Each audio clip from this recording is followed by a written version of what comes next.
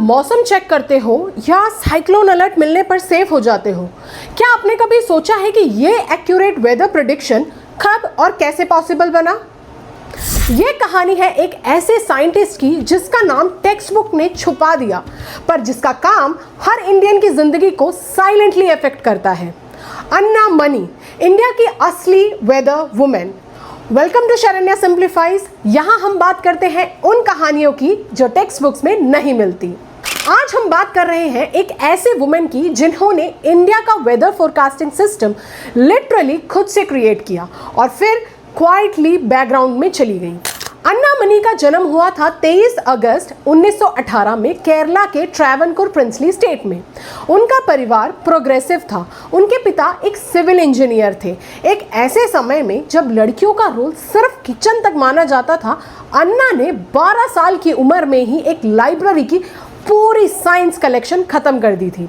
एक बार सबको gold jewellery दिया गया, अन्ना ने मना कर दिया। उन्होंने कहा, नॉलेज इज माई ज्वेलरी। अन्ना ने बीएससी फिजिक्स और केमिस्ट्री किया प्रेसिडेंसी कॉलेज मद्रास से, फर्स्ट क्लास ऑनर्स। फिर सेलेक्ट हुई Indian institute of science Bangalore में, जहां उन्होंने काम किया सीवी रमन के साथ। सीवी रमन ने उनकी ब्रिलियंस पे कहा कि she is not just capable, she is exceptional. Anna ने रूबीज और डायमंड्स के ऊपर ल्यूमिनेसेंस यानी उनकी लाइट एमिटिंग प्रॉपर्टीज पे एडवांस रिसर्च किया और 5 रिसर्च पेपर्स भी पब्लिश किए, वो भी इंटरनेशनल जर्नल्स में। लेकिन जब उन्होंने पीएचडी के लिए अप्लाई किया, यूनिवर्सिटी ऑफ मद्रास ने उनका डिग्री डिनाई कर दिया। क्यों? सिर्फ इसलिए क्योंकि उनके पास फॉर्मल मास्टर्स डिग्री नहीं थी फिजिक्स की। ब्यूरोक्रेसी और पैट्रियार्की दोनों ने उनकी राह रोकी, लेकिन अन्ना ने कभी कंप्लेन नहीं किया। चुपचाप अगले मिशन पर बढ़ गई, जैसे वो हमेशा करती थी। 1948 में अन्ना मनी ने ज्वाइन किया इंडियन मेट्रोलॉजिकल डिपार्टमेंट पुणे। उस टाइम पे इंडिया अपना वेदर इंस्ट्रूमेंट्स मोस्टली इंपोर्ट करता था, जो महंगे और अक्सर इनएक्यूरेट होते थे। अन्ना ने सिचुएशन बदलने की जिम्मेदारी उठाई। 121 लोगों की टीम को लीड किया, जिसमें ज़्यादातर मेन थे। 100 से ज़्यादा वेदर इंस्ट्रूमेंट्स स्टैंडर्डाइज किए, जैसे rain gauge, sunshine recorder and wind speed meters. इन सब का इंडियन वर्जन बनवाया ताकि हम इंपोर्टेड टूल्स पे डिपेंड ना रहें। उनका काम इतना एक्यूरेट था कि आईएमडी के इंस्ट्रूमेंट्स ग्लोबल स्टैंडर्ड बन गए। वो हमेशा कहती थी, गलत डेटा देना डेटा ना देने से भी ज़्यादा खतरनाक होता है। अगर इंस्ट्रूमेंट सही से डिज़ाइन, कैलिब्रेट और उसे यूज़ नहीं हुआ तो उसका डेटा बेकार है। उन्होंने इंश्योर किया कि हर वेदर स्टेशन पे सही इक्विपमेंट हो, डेटा हमेशा एक्यूरेट हो और साइक्लोन का, मॉनसून का फोरकास्ट रिलायबल हो। इंडिया के वेदर फोरकास्टिंग सिस्टम में साइंटिफिक एक्यूरेसी लाना, ये काम अन्ना मनी ने ही किया था। 1950s में जब दुनिया क्लाइमेट चेंज का नाम भी नहीं जानती थी, अन्ना मनी ने शुरुआत की सोलर रेडिएशन मॉनिटरिंग की। अन्ना मनी ने इंडिया को उसका पहला सोलर रेडिएशन डेटा को प्रॉपर डेटाबेस दिया, जिससे ये समझ आया कि कौन से रीजन में कितना सोलर पावर जनरेट हो सकता है और कहाँ सोलर पैनल्स लगना सबसे ज़्यादा फिजिबल होगा। उन्होंने 2 इंपॉर्टेंट हैंडबुक्स भी लिखी थी, the handbook of solar radiation data for India 1980 में और सोलर रेडिएशन ओवर इंडिया 1981 में। और क्या आप बिलीव करेंगे कि ये बुक्स आज भी रेफरेंस के लिए यूज होती हैं, लगभग 50 साल के बाद भी। 1963 में विक्रम साराभाई के रिक्वेस्ट पर उन्होंने तुम्बा रॉकेट लॉन्चिंग फैसिलिटी में एक मेट्रोलॉजिकल ऑब्जर्वेटरी भी सेटअप किया।